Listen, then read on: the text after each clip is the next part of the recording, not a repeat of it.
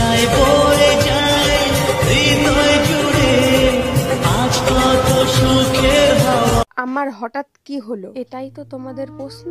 আমার এমন কি হলো যে গ্যাস নিতে হলো? কত কষ্টের মধ্যে দিয়ে যাচ্ছি আমি, এমন কি বড় রোগ হলো আমার? জানতে হলে ভিডিওটি দেখতে হবে। এতদিন শরীরে একটা অজানা রোগ পুষে রেখে হাজার লোকের হাজার কথা শুনেও আমি হাসি মুখে ভিডিও বানাই। হ্যাঁ, এটাই আমি। সকালবেলা এত শরীর খারাপের জন্য আমি রান্না বান্না করতে পারিনি, তাই আমার হাজবেন্ড বাজার থেকে পরোটা আর তরকারি নিয়ে আসলো। তারপরে একটু সুস্থ হওয়ার পরেই বসিয়ে দিলাম রান্না। আমার সংসারে তো আর এমন কেউ নেই যে আমার একটু শরীর খারাপ হলে সে আমাকে একটু দেখবে। দেখছি বাইরে ঘন কালো মেঘ হয়ে গেছে একদম। তোমরাও দেখো বাইরেটার অবস্থা, বাইরে একদম মেঘ হয়ে গেছে। কয়দিন যাবত বৃষ্টি হচ্ছে, কালকে বৃষ্টি হয়নি, ঝড় বৃষ্টি হয়নি, আজকে মনে হচ্ছে যা ঝড় বৃষ্টি ছাড়বে। আমার তাড়াতাড়ি রান্নাটা হয়ে গেলেই বাঁচি। এখন তো রান্নাটাও হয়নি এখন পর্যন্ত।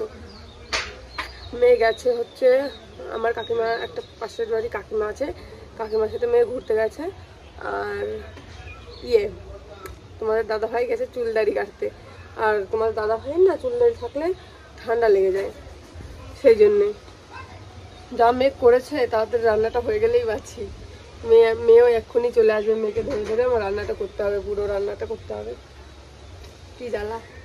তোমাদের সঙ্গে কথা বলতে বলতেই আমার ডাল রান্নাটা হয়ে গেল। এই গরমকালে টক ডাল খাওয়ার মজাই আলাদা। এই গরমে টক ডাল খেলে গরম অনেকটা কেটে যায়। তোমরা কারা কারা এই গরমে আমার মতো টক ডাল খেতে পছন্দ করো অবশ্যই কমেন্টে জানিও। আমার রান্না বান্না শেষ হয়ে গেছে। আর দেখো বাইরে পুরো রোদ, আকাশ পুরো সাফ। কেমন একটু ঝড়ের হাওয়া উঠেছিল। এখন ঘরে যাব, একটু বাইরে গেছিলাম। রান্না বান্না কমপ্লিট হয়ে গেছে, বেশি কিছু রান্না করিনি, টক ডাল আর কিছুই রান্না করিনি। হ্যালো এভরিওয়ান, এখন হচ্ছে সন্ধ্যাবেলার টাইম। সন্ধ্যাও ঠিক হয়নি, একটু পরে সন্ধ্যা হবে। আর আমি আর এই যে সোমা, আমরা দুজন মিলে যাচ্ছি বাজারে। একটা অনুষ্ঠানে তোড়জোড় শুরু হয়ে গেছে আমাদের ওইদিকে, তাই ভাবলাম একটু শপিং টপিং করে নিয়ে আসা যাক। দেখি কি কি কেনা যায়, বাজারে পর্যন্ত তো যাই। আমি বিদিশাকে রেখে এসেছি সোমার মার কাছে। আর গাইস বাজারে যাচ্ছি তো পাড়ার মহিলারা এমনভাবে তাকাচ্ছে, আশেপাশে মনে হচ্ছে সেলিব্রিটি যাচ্ছে। মানে কোনোদিন দেখেনি এমন একটা ভাব করছে, সবাই হা করে তাকিয়ে রয়েছে। আমরা তো সেলিব্রিটি, আমরা সেলিব্রিটি ঠিক। মানে কোনো জায়গায় কোনো একটা যাওয়া, মানে কোনো জায়গায় যাবো তো এমনভাবে তাকাবে লোকজনে, মানে বলার কোনো ভাষাই নেই।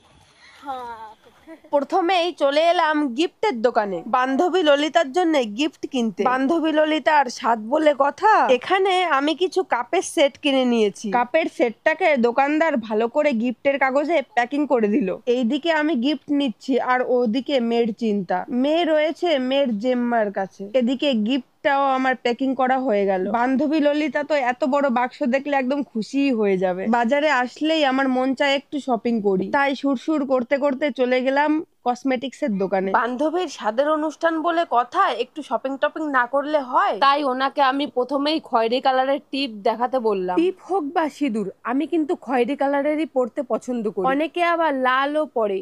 তোমরা কোনটা পরো, কোন কালারটা পছন্দ করো সেটা আমাকে কমেন্টে জানিও। এইখানে আমি 4 পাতা টিপ কিনেছিলাম, যেহেতু আমার বাড়িতেও টিপ ফুরিয়ে গেছে। তারপরে ভাবলাম একটা ক্লিপ কিনে নি। এই ক্লিপটা আমার দেখে খুবই পছন্দ হয়েছে। কিছু কিনবো না করে অনেক কিছুই কেনা হয়ে গেল। বাজারে আসলে এটা কিনবো ওটা কিনবো করে কিন্তু অনেক কিছুই কেনা হয়ে যায়। এমনিতেই গরিব মানুষ, আবার বরের পয়সা সব ধ্বংস করে দিচ্ছে। তারপরে তোমরা ওই সিলভার কালারের যে বলের কানের গুলো দেখতে পাচ্ছ, ওই কানেরটাও আমি কিনে নিয়েছি। তারপরে একটা ছোট্ট কানেরও কিনে নিলাম, নরমালি বাড়িতে পরার জন্য। আমার তো দোকানে গেলে খালি কিনতে ইচ্ছা করে। তোমরাও কমেন্টে আমাকে জানিও কিন্তু কার কার এরকম কিনতে ইচ্ছা করে। সবকিছু কেনা হয়ে গেলে লাস্টে দেখতে পারলাম এই মালাটা।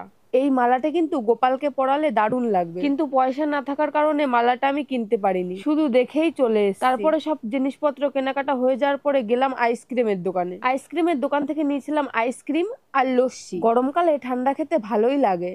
এখন হচ্ছে আমি বাড়ি চলে এসেছি, তোমরা দেখতেই পেলে আমি বাজারে ছিলাম, বাজারে শপিং টপিং করেছি, গিফট কেনাও হয়ে গেছে। যেহেতু আমার একটা বান্ধবী বলা চলে, আমার পাশের বাড়ি, মানে ও একটা বউ গ্রামের, আমিও একটা গ্রামের বউ, তাই সেই সূত্রে আমরা হচ্ছে বান্ধবী হলাম। আর এই ঘরের মধ্যে দেখো, আমার স্টুডিওর ঘরের মধ্যে এটা রয়েছে সোমা এখন যাবে ওই বাড়িতে। আর দেখো এই দুটো হচ্ছে আমার স্বপ্নের প্লে বাটন। তোমরা একটু আশীর্বাদ করো যাতে তাড়াতাড়ি এখানে গোল্ডেনটা নিয়ে আসতে পারি। এই জায়গাটা কেমন খালি খালি। এখন যাবো, ওই বান্ধবীটার নাম সুমনা, এখন যাবো সুমনাদের বাড়িতে। ও সোমা, চলো সুমনাদের বাড়িতে যাই। এখন শুধু যাবো ঘুরতে, তোমাদেরকে দেখাবো। কালকে তাড়াহুড়োর মধ্যে দেখানো হবে কিনা সেটাও জানি না, তাই জন্য এখন যাই, একটু ঘুরে আসি ওদের বাড়ি থেকে। যাইনি, প্রথমেই চলে এসেছি আমাদের মেয়েকে নিতে। আর এই যে টাকলু বসে আছে, টাকলু রেগে গেছে, টাকলু রেগে গেছে, দেখো টাকলু রেগে গেছে।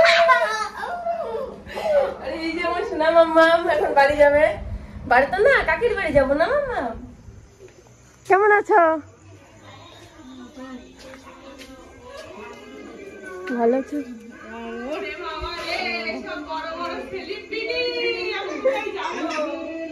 দেখো মেয়ে আগের থেকে কান্না করে দিল।